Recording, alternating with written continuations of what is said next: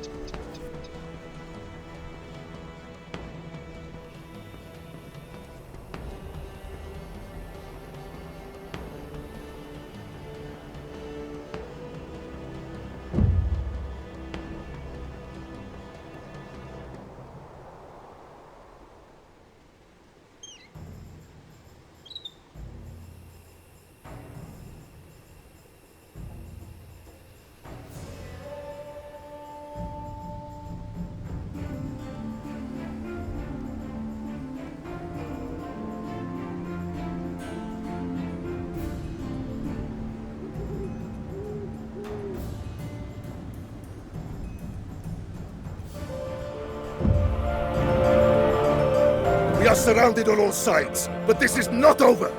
Sink the Carthaginian fleet and send the Mamertines to Hades!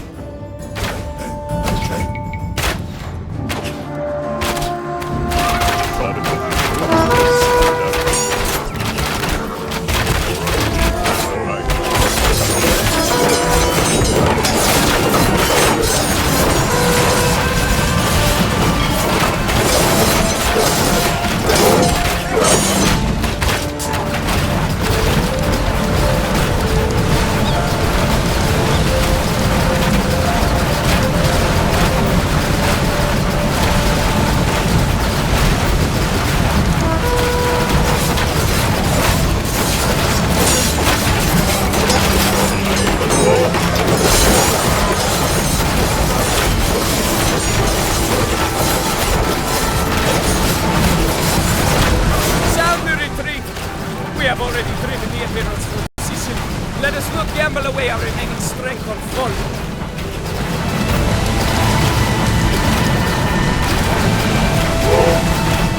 We have survived, but we cannot rest. The Romans advance on Tarentum and our Samnite allies as we speak. Our last hope for victory in Italy is to drive them back to Rome. The situation is dire, but if you can defend us while we build a wonder, the Romans will eventually have no choice but to retreat.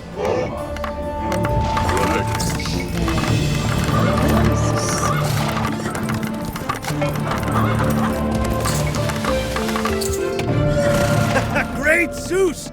It's Pyrrhus! We have been lost at sea ever since that storm hit us. Now, we are ready to begin the invasion of Italy. Wait. You mean second invasion?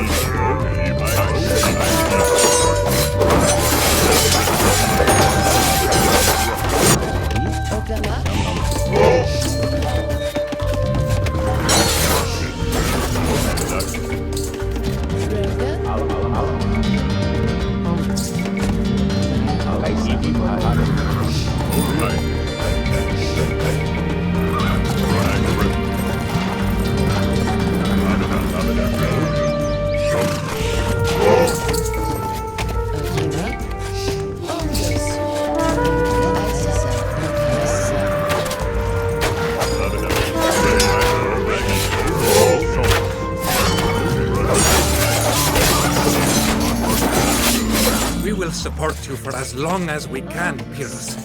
But you must defend us from the Romans.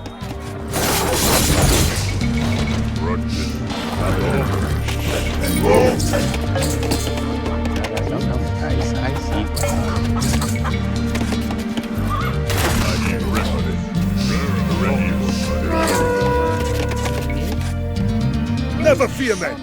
As long as I remain standing, I will fight right alongside you.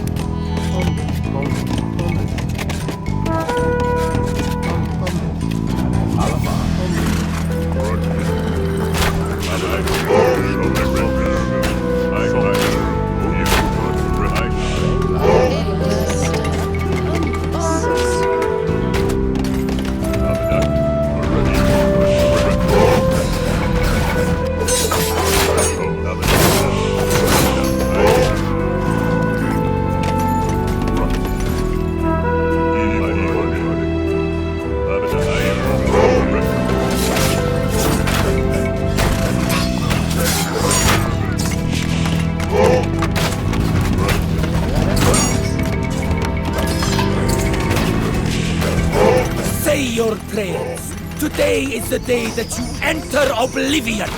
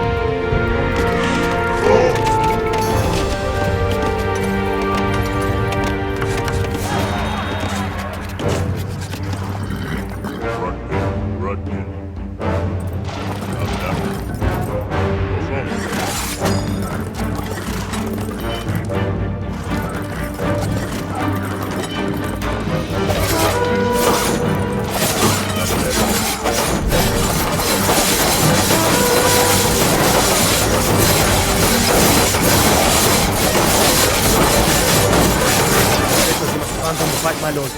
That ghastly wound cannot go untreated. We will continue on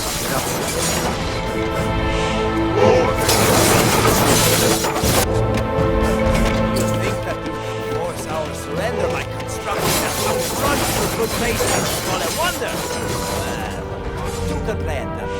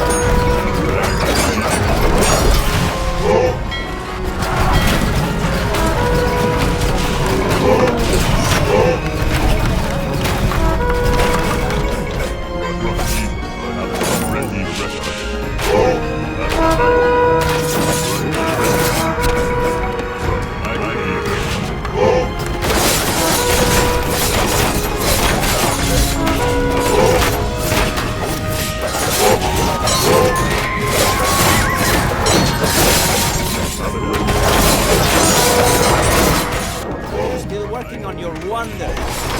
Witness the efficiency of Rome.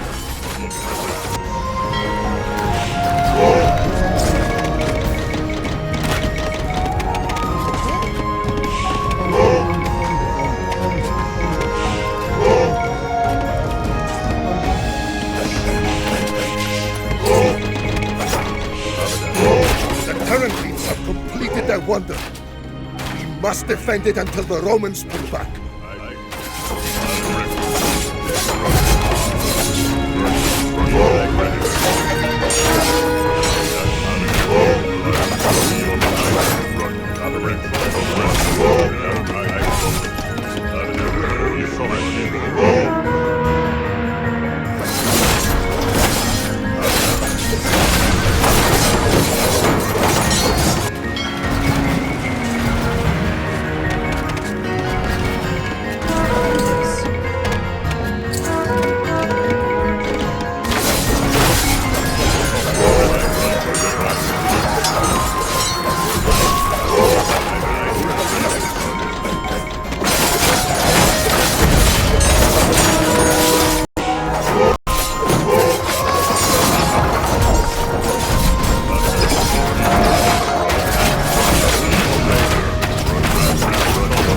My lord, we noticed while we were adrift that Beneventum's defenses are weak along the coast.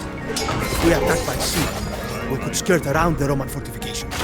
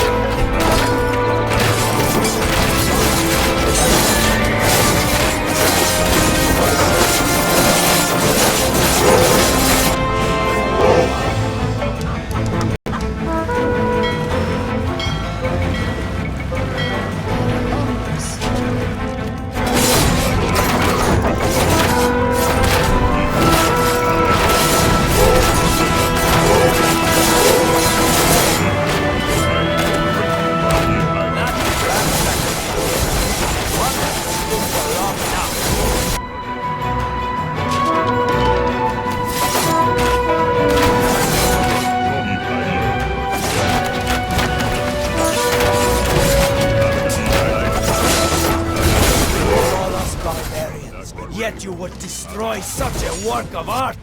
Have you no honor?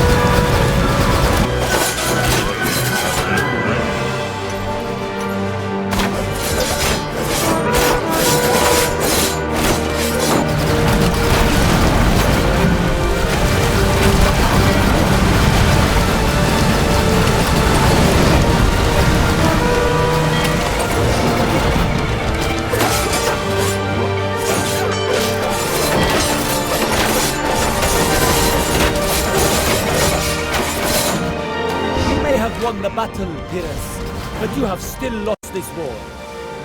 Eerie, is it not? How that seems to be the recurring tune of your career. The Greeks have bested us a third time. Sound the retreat! If we do not return in haste, we will find Rome sacked before long.